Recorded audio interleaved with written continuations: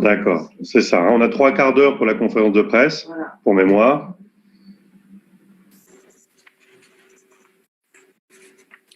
Tu es coupé.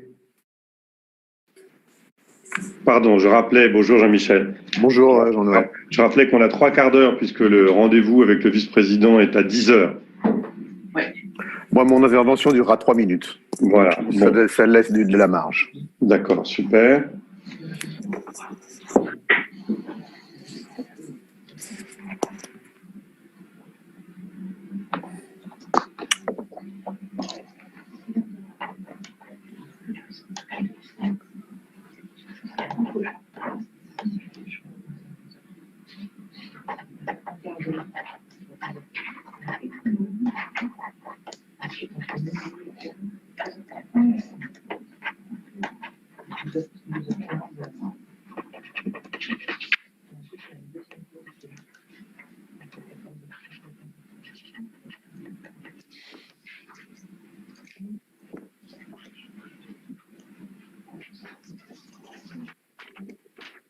Vous allez fermer là? Vous pouvez fermer la clé, enfin fermer-le.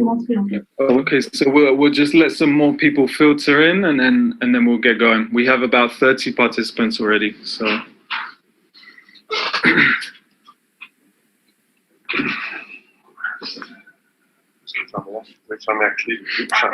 Okay, so we'll just let some more people filter in and then we'll get going. We have about 30 participants already, so.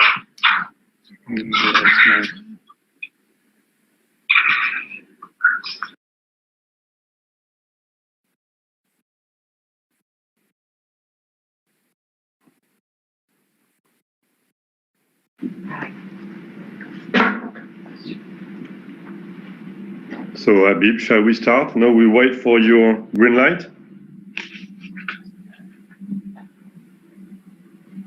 Yeah, we'll get going in just a second.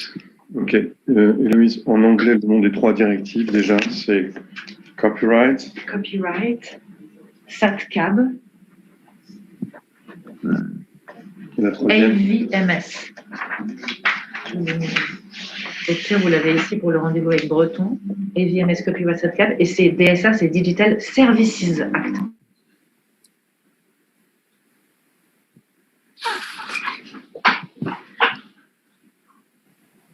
Jean-Noel, moi je ferai juste les 3 grands piliers et c'est toi qui développes après les propositions 2%, les directives, etc. Ou tu veux que je les introduise? Je t'entends pas. Tu m'entends? Oui. Comme au journaliste vendredi matin, je te propose qu'en intro, je résume tout de suite les 3 messages. Ok. Il faut du funding, il faut de la régulation et on a un leverage sur le reste de l'Europe. Et ensuite, tu détailles l'étude. Ok, et je reviens pas sur les propositions du coup. Ok, ça marche. En live, hein. Ça a commencé.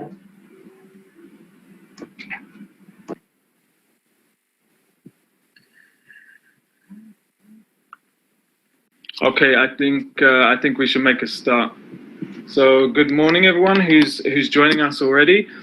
My name is Habib. I'm the communications manager at GESAC, and this is obviously the press conference to launch this study, Rebuilding Europe, that GESAC has commissioned from EY.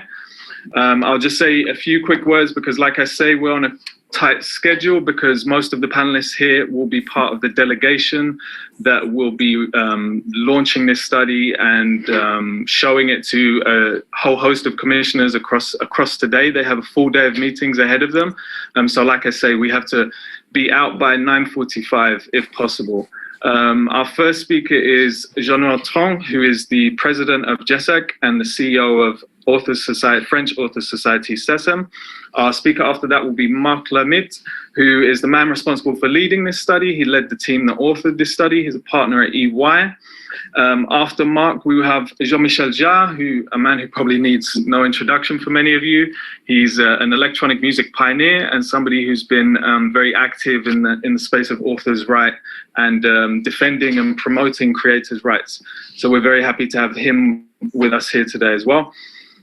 Just some very quick housekeeping. If you do have any questions, please put your hand up. Use the put your hand up function, and we'll take questions right at the end.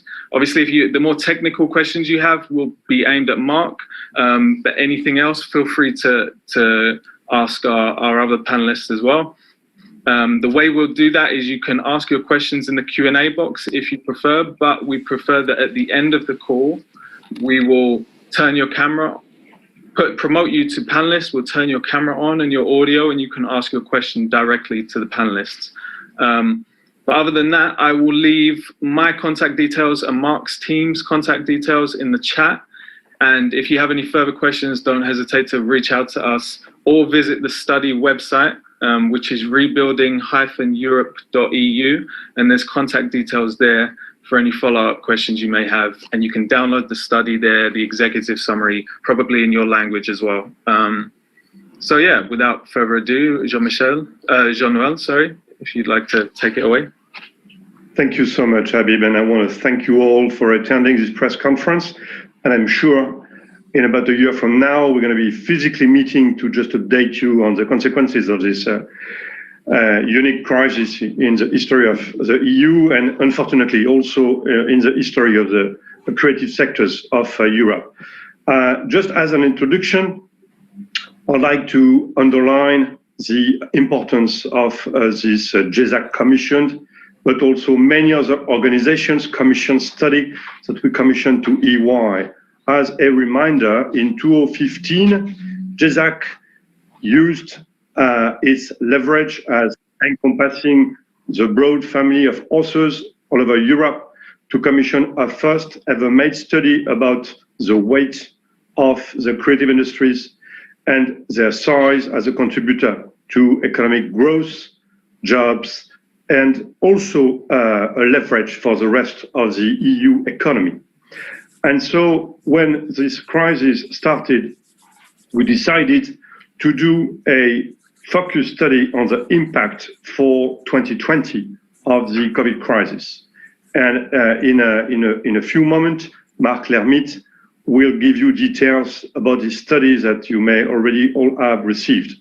I'd also like to thank all our partners, more than 20 organizations that have, together with GESAC, commissioned this study, and also a special thank to Commissioner Maria Gabriel, whom we engaged with during the summer and who insisted on the importance of having numbers and figures for all commissioners that we will meet during this afternoon.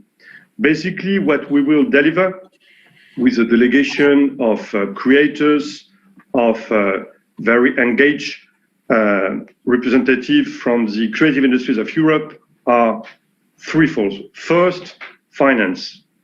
In the Recovery and Resilience Facility, around 670 billion euros that has been identified by the EU, it is absolutely crucial that a portion of that, we say approximately 2%, may be dedicated to supporting the creative and cultural industries. And here we clearly see this as a leverage, even though we know that the EU has very limited funding for the creative industries. This is a moment in time where this leverage effect on what the member states will do to support their creative industries will be instrumental. Second, empowerment. We know that the EU is a place where the regulation is being made for the creative industries. We know that the rest of the world is looking at what the EU is doing. And we know that we are facing a momentum where 3 major directives were adopted in 2019. And this is now about ensuring a rapid and effective implementation of those 3 directives, the Copyright Directive, the SATCAP Directive, and the AVMS Directive. And we know that this is about providing a safe, stable, and growth sustainable environment for the CCI in the future. Last but not least, we all know that in December, the European Commission announced a very ambitious plan with 2 major regulations, the Digital Service Act and the Digital Market Act. And this will contribute to also providing a more balanced relationship between major platforms and the rest of the environment, the rest of the economy, and especially the creative sectors. And last but not least, we will also insist on the leveraging impact. And there, I would like to underline that part of the rest of the economy of the EU, especially, for example, the tourist industry, is very much relying on the dynamics of the CCI sectors, but that's also true, of course, for education and for all the dimensions of our EU. We therefore will also insist during the day on the fact that on top of those priorities, finance, empowerment, and leverage, we have an urgent need for something that could be a kind of EU-wide strategy for cultural venues post-lockdown strategy. I'm talking here right now when many EU countries have been imposing a new lockdown for the reasons we all know, and soon to be in other countries. The risk to have in 2021 and other blank years for the main festivals is significant. And as we have seen, it is very difficult for players, especially for those industries that are more and more global, to work with an absolutely lack of visibility on those strategies. And so we will urge the European Commission, as we will ask some MEPs that are very sensitive to these issues, to see how they could contribute to giving elements on a global strategy that would help both players and member states to bring a clearer view for our industries. So this is basically the three messages that we will convey to the Commissioner. And I'm now giving the floor to Marc Lhermitte to give you more details about this study. Thank you. Thank you very much, Jean-Noel. Good morning, everyone. So I'm Marc Lhermitte, and I will be taking you through the main results of the study that we did in very complex context, as you can imagine, but want to thank the team, GESAC, their partners, and the great EY team that really led this journey and help us do three things, which I'm going to talk about in the next few minutes. One, assess the weight of the cultural and creative economy before COVID. So that was the first purpose, the first goal. Just demonstrate, as we thought we would and we could, how massive the cultural and creative economy is in Europe. So I'm going to be talking about that in a minute. Of course, as Jean-Noel said, the impact of COVID was enormous on most of the sectors. We've assessed that almost a third of the revenues of the total creative and cultural sector was impacted and revenues lost directly because of the crisis. So I'll take you through the details of that. And third, Jean-Noel pointed to the main priorities that we identified during workshops, interviews, work with most stakeholders of the creative and cultural sectors around three pillars, and that will be my conclusion. As I said, very complex study. In other times, I would say very exciting. We would have loved to give you more positive, better results. We did that on the back of all our work and other firms' work on the creative economy, now a major player in the global economy. We stayed very close to the UNESCO definition of the CCIs, cultural and creative industries. You see here the 10 sectors. In advertising, we're only taking the creative staff and revenues. We were careful to really do the work and focus on the real sectors and not extend it too much. So we're talking about the economy of culture, the power of culture in 10 sectors in 28 countries. For those of you who know, we would do this study for 27 countries moving forward, but we wanted to make sure that the UK, a major player in the field, was included in our comparisons. We did the comparisons in between 2013 and 2019 to give the perspective of the growth and dynamics of the sector. Of course, 2020 was our benchmark and milestone year, and we hopefully will give you some hope and pointers to what may happen in the next 5 years. First, I'd like to start with reminding everyone. So everything I'm saying now, as Habib reminded us is on the website, the rebuilding-europe.eu website, and you may receive a copy. And I know we only have about 45 minutes total, but I'll be happy with my team to take you through the details, answer any questions, if any, today and in the next few days. A massive economy, as I said earlier. We've estimated, working with dozens, hundreds of sources, that the weight of the economy of culture before COVID was about 643 billion euros in revenues, total turnover. In economic terms, that means 253 billion euros of added value. So a little bit under the 2% in GDP for the added value and over 4% in terms of turnover.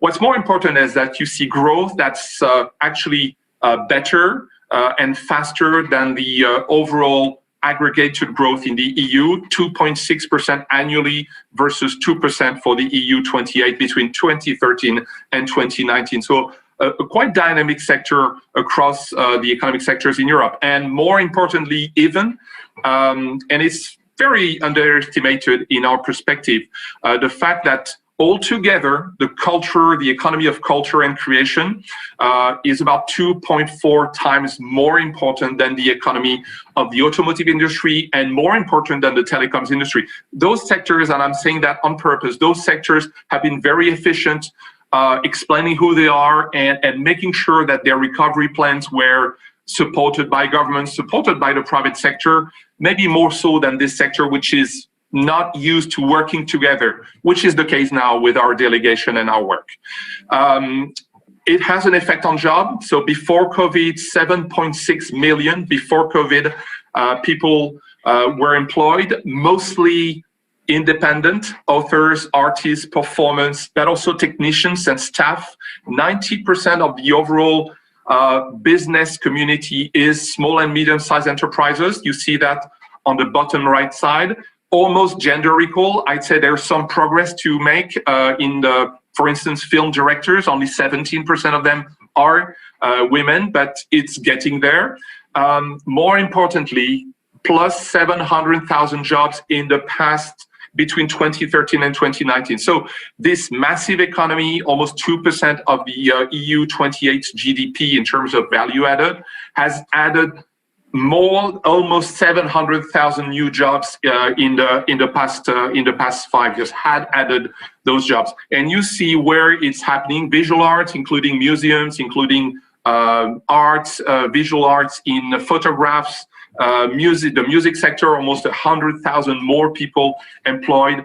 Audiovisual, of course, with the boom and the online consumption, which I'm going to talk about in a minute.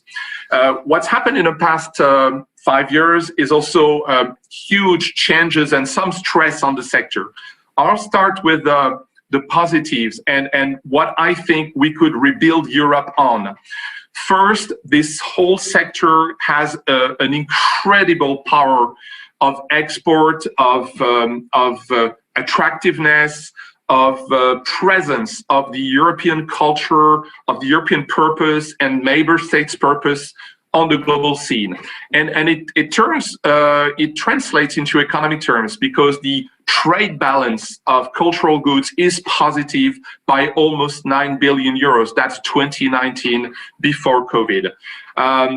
We pointed in the study, I don't have time to go into the detail, into the very strong dynamics in Central and Eastern Europe, which is good for the overall European project.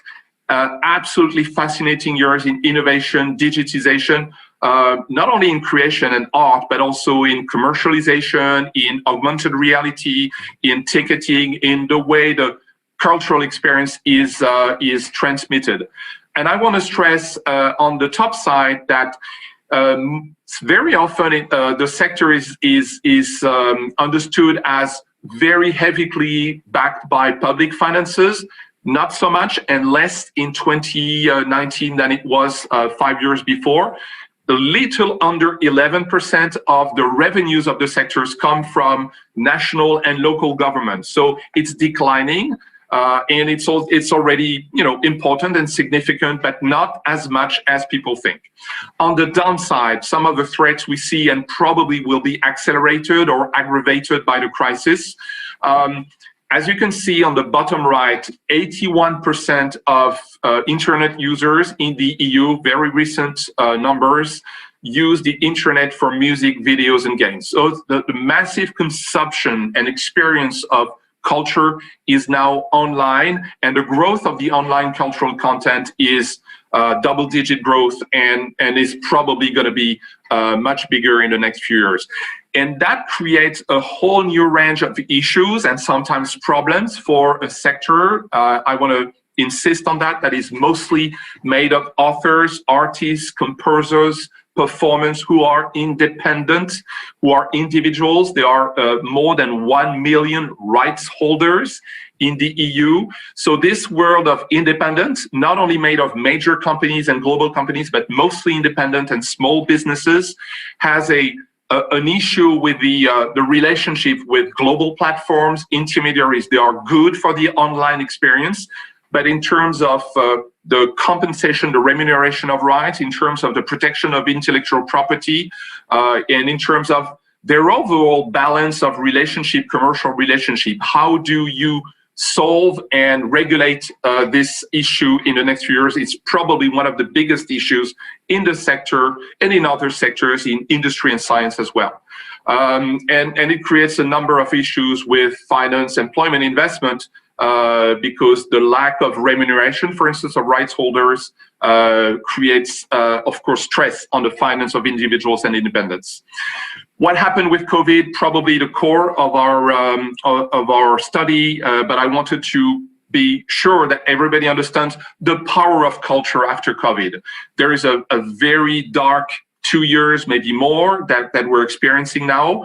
As you can see, the darkness is illustrated by the minus 31% that the culture and creative industries, according to EY, according to our study partners, that the industry will suffer close to 200 billion in loss and drop of revenues in 2020 compared to 2019. We estimate that 2 million jobs may be at risk. I'll talk about that in a minute because I think that's one of the major risks, the lack of attractiveness of the sectors, the lack of potential vocations and recruitment in the sector in the years to come.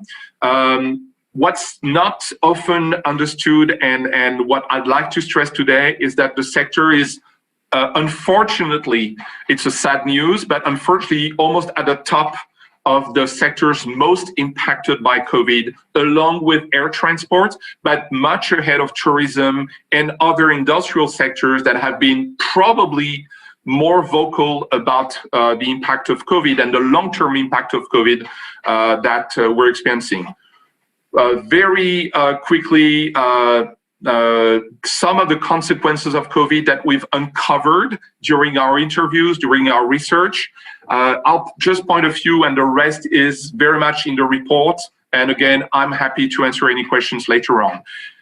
The drop in royalties for us is a major effect and a downside effect that will last for years. The loss of the impossibility to collect royalties during events in bars, restaurants, in discos, in performing arts in 2020 is a loss of income for what's mostly a world of independents and freelancers. 2021 moving forward. January 2021 was the first month when you could collect in most countries the revenues from your work in 2020, and more than a third of those revenues have been lost completely in 2020 and will not be paid despite the support measures in some countries. We see a rising cost in production. That's very much true in the cinema, but it's also true for new exhibits. It's true also for new shows, and Jean-Noel and of course Jean-Michel will probably take you through some of the actual examples of that. I want to point something that's the third issue on the left-hand side that we've uncovered also.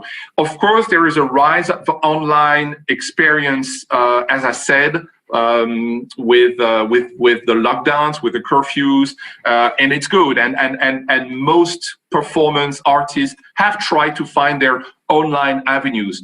But I want to make very clear that our research shows that, for instance, in the music business, the sales of music have increased indeed by 8%. So it's good to be online, but how much revenues do you get? That's what we want to make sure you understand today. How much revenues? Plus 8% through digital channels, when the physical sales of music went down through any retailers, any record shops and other retail activities went down by 35%. So the rise of digital revenues and digital exposure does not translate in revenues for the sector, and especially for authors, composers, artists, and performance. Finally, the economic situation in Europe is probably going to make for difficult choices of leisure activities. Do I go to the movies? Do I pay for my concert tickets? Do I buy books? Do I buy what culture lives from in a European economy that will probably reach almost 16 million of unemployed in the next few months, unfortunately. So that turns into a very sharp pull of revenues. We don't have time to go into the detail of what's happening in performing arts, music, the press, the book industry, video games, etc., cinema, audiovisual, radio. You'll find that in the report, but in some sectors, the drop in revenues was so sharp that we almost have a blank year, as Jean-Noel said, and maybe another blank year in 2021 for some sectors. That translates into the inability to use cash flow that is non-existent to launch investment projects. So it's a second effect that I want to stress. We're starting to see banks put brakes and brake on the access to capital and loans. Private equity is a bit wary about the sector. We've seen that in our research. The relationship that I talked about with the net giants, platforms, intermediaries, even more imbalanced now that we have some players in huge difficulties. In the years to come, the public expenditure, the debt that's created by COVID will probably be very stressful for public expenses and public budgets. So we can anticipate, and that's one of the key items on the agenda today, that public expenditure, 11% total, but in some sectors, very critical. Classical music, for instance, museums are another example. Public expenditure will be tighter, and budgets are starting to be cut in various countries, regions, and cities. I want to insist also on the local governments being players. I talked about the link with spectators, wary to come back to concerts and to venues, to cinemas, recruitments, vocations. That's an issue that maybe we'll talk about later on, up until 21 and 22, maybe later years. Finally, I want to thank all the partners, experts, stakeholders, small, medium-sized, large, public and private organizations gathered by GESAC for helping us work through a program, proposals that are organized around the three challenges that Jean-Noel talked about. I don't need to insist on the number one, which is try to find some way to refinance and to finance the rebound of culture that has so much power for the years to come, with at least the securing of 2% of the resilience, the recovery and resilience facility, the recovery plan of the EU, which is massive. And we think the sector should have its dedicated funds of at least 2%. But there are other proposals in our report that more on the private side, on the financing of culture, on the fact that the funds and cohesion policy should come also to support. Number two pillar is very important because the European Union is as much a regulator as it is a supporter of finance, and actually more a regulator, if I may say. Jean-Noel insisted on how important it is to swiftly, efficiently implement the directives on copyright, the various directives that were adopted in 2019. That is critical now to secure and empower the sector to actually work with authors and allow authors to come back to income and an economic life that is more balanced, but also strong protection of IP, investment in European content, make sure that platforms that are based outside the EU complied with EU rules. So the Digital Services Act and Digital Market Acts are very, very important in that regard. Challenge number 3 is not minor. It's actually very critical. We think that the power of culture is also in the creative force, in the dynamic of most of its and all of its stakeholders to play a role in the social, environmental agendas of regions, countries. There are many proposals in that respect. In the interest of time, I'll stop here, and I thank you for listening. And again, happy to help in the next few minutes or next few hours if you'd like. Thank you very much, Habib. Back to you. Thanks a lot, Marc. Just to very quickly say, because some of you have emailed me directly, some of the attendees, the full study and the executive summaries will be up on the website directly after this press conference. Obviously, in the interest of keeping this press conference interesting so that you get all the new information fresh here, everything will be uploaded directly afterwards. And yes, please, Jean-Michel, please take it away.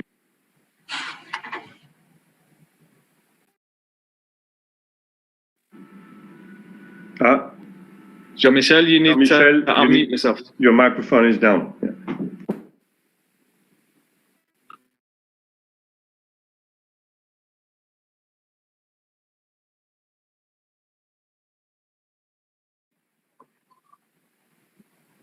One of the rare times when we can't hear Jean-Michel, unfortunately. Yeah. There we go. So it should be okay. Are you okay there? Yeah, we can hear you now. Yeah, we hear you clearly, Jean-Michel. Okay. So I was saying thank you very much, Jean-Noel and Marc, of course, for this very precise and enlightening presentation. I thank you for GESAC also to have organized this historic day. I won't be long. I just would like to share a few thoughts with you. You know, of course, I feel lucky personally and privileged today. I have my own career. I got more than a decent living for my album sales. I just finished my world tour just before the lockdown period. I've done this year some successful concerts in VR. But today, I'm worried for the new generations. How can they survive, especially within these dark times where everything is stopped? As Marc was saying, no more festivals, movies, exhibitions, live shows, and so on. And you know, during these lockdown periods, we have done two things. Going out to buy some food and watching movies, reading books, and listening to music. Without culture, the lockdown periods would have been a total despair and a total desert. So if it was necessary, it has definitely proved that culture is basic necessity. It's an essential good.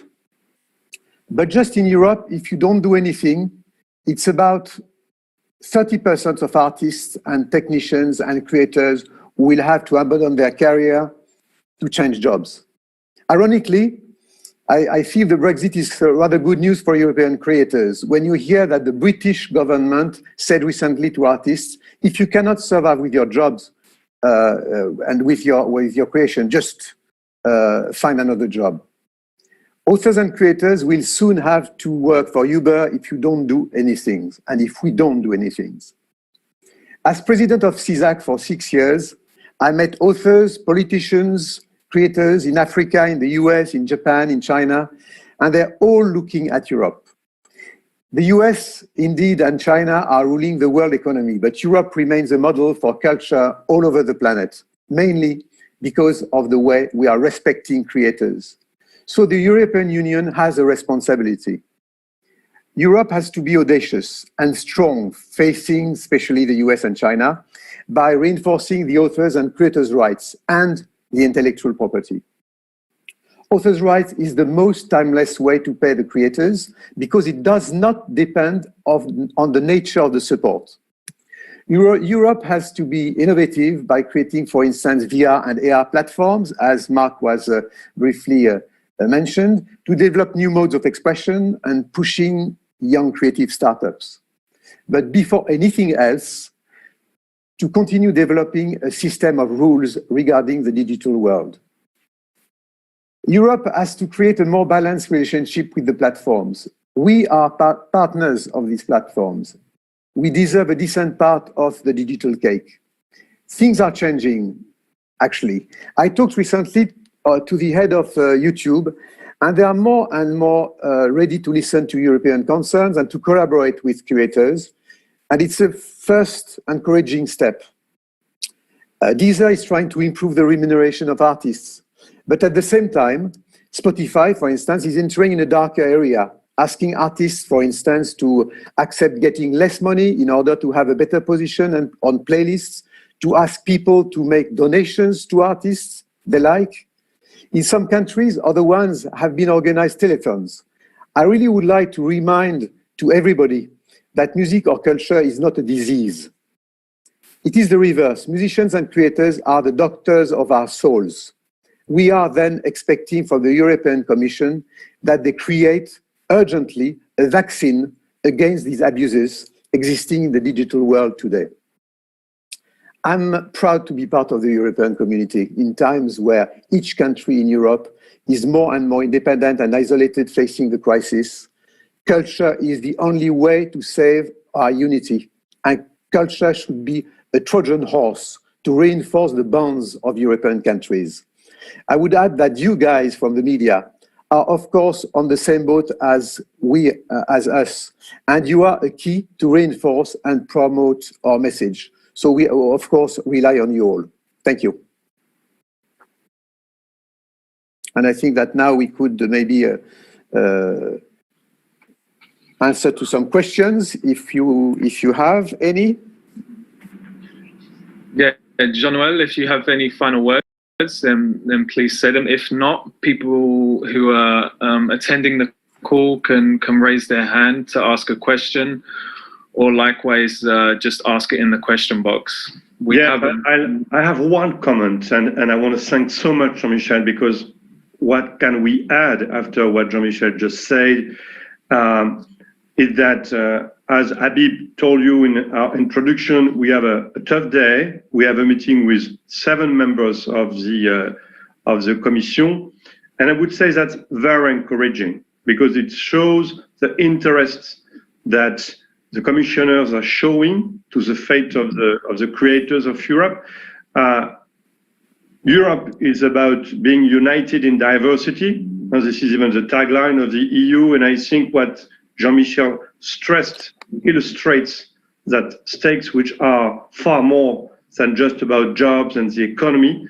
And what we will convey, because our first meeting will be with Executive VP Valdis Dombrovskis, is that once more, member states should really leverage on the potentials of the CCIs. And this is about fundings. This is also about a fair regulatory environment, with this very encouraging sign of the DSA and DMA initiative launched by the European Commission. And because it's a regulation that's going to be in place before next summer. So I don't know if there are some questions. Habib? Your microphone is... Sorry, yeah. No, we have around 30 or so journalists in the chat, so I don't know if anyone has any questions. If not, perhaps, Jean-Noel, you can quickly say something about our partners, because I don't think we've mentioned them so far, and they were obviously quite key in launching this study. Yes, what I did in my introduction was to thank the broad family of partners, because this is about more than 20 various organizations that covers all the sectors, as Marc Lhermitte explained, that represent the variety, the diversity of the creative industries in Europe, whether it's about audiovisual sectors, press, the movie industries, music, live events, the performing arts, the visual arts, of course. And what I'd like to underline is that this kind of Creative Europe initiatives that we represent all together really reflects the strengths of this cultural economy of Europe. You have for-profit organization or non-profit organization. A society like Sassen that I run is, of course, entirely private, but it's non-profit. And therefore, by the way, like many also societies in Europe who are facing a very hard shock because we don't have any investors, that could put cash back on our economic model. So we have started to cut jobs and diminish our investment. But that's also true. I would like to insist on that for the public funded part of the economy. As Marc Lhermitte says, this is a diminishing commitment. It represents less than 10% of the overall size of this economy, which means that 90% of the investment in culture in Europe are privately funded. But there also, we have some very important worldwide leaders in terms of cultural institutions. And last but not least, we also represent the diversity of the EU, where regions, towns are very much committed in contributing to the strength of the cultural sectors of the EU. So I would not like to name all the organizations that contributed to this study, but you have their names in the documents that have been put online. And I see that there is one question, by the way, Abby. Yeah, there's a couple of questions. One from someone whose internet connection isn't so good, so I'll just say the question. I think Marc can answer this quite easily. It's which of the 10 sectors has experienced the sharpest fall of revenue because of COVID-19? Well, very clearly the live event sectors and the performing arts sectors, when we see minus 90% in revenues, with the risk of a full blank year for festivals in 2021. And I think the cancellation of Glastonbury UK-based festival last week is a very worrying sign. We hope it's not going to create a domino effect, because that domino effect also affects very much authors and artists, but also producers of all types and music publishers, for example, who very much rely on the performing arts and live events for the financing of the revenues of creations in Europe. There's another question from Marta Cervera, and I'm gonna allow her to ask it herself. So Marta, if you could please state your media outlet and then your question. You should be able to talk now on the panel. If not, then feel free to just write your question. But she should be able to. While we're waiting. There's a question from Ignacio Serrano. Sorry for mispronouncing, about the ongoing effect in 2021. Certainly, that's a huge development, a sad development of the ongoing crisis. I want to stress what Jean-Noel said. It's a crisis for the whole sector, but it's very much a crisis for the live activities and venues. The live activities in total represent 25% of the sector. So we wouldn't be talking about culture if we weren't talking about first the live emerging artists. It's of course a social activity and leisure, but it's also a way to promote. And the fact that it will be going on for 2021 is another effect. For instance, another number, 75% of the revenues from movie theaters were lost across Europe in 2020, and we see that developing, and it's putting a huge stress, because the revenues from the movie theaters still represent 40 to 50% of the revenues of the movie industry in general. So we have to follow those developments. And as Jean-Noel said, before rebuilding Europe, which is very much the title of the study that we are presenting today, and we think culture can rebuild Europe, we need to unlock Europe and definitely follow that throughout 2021. Another question that came in, maybe this is more for Jean-Noel, which is how will we proceed after this? You mentioned that collaboration in the cultural sector isn't so great. So what's the next steps? No, I'd like to underline, on the contrary, that 2015 was a momentum where cultural forces all over Europe, with all their differences that I mentioned, have united in trying a new strategy, which we can summarize in 3 letters. ERP, explain, rally, propose. Explain is exactly what we do today, with a study that brings a global vision of how comprehensive we are. Really, we are together. There may be a lot of differences, including conflicting interests, but nevertheless, on stage, we are united. And last but not least, propose. This is exactly what we will do today. We have clear propositions for now and for later on. And as we will say to the Commissioner and especially to Executive VP Valdis Dombrovskis in a few minutes, we need you now because the EU Commission will look after what member states are doing with this relief and recovery and resilience facility to make sure that they dedicate, let's say, 2%, which is on an average 13 to 15 billion euros to CCI. To Commissioner Breton, we will tell him, you are our hope because you are the regulator of the creative sectors in Europe. And then we have an agenda. There are new threats for creators. The model of proportional remuneration for creators is really one of the fundamentals of the European model. This is about authors' rights, as mentioned by Jean-Michel. We know that copyright and authors' rights have the same goal, which is to protect intellectual property, to protect creation, but at the core of it, we have authors, creators. So this is part of the agenda.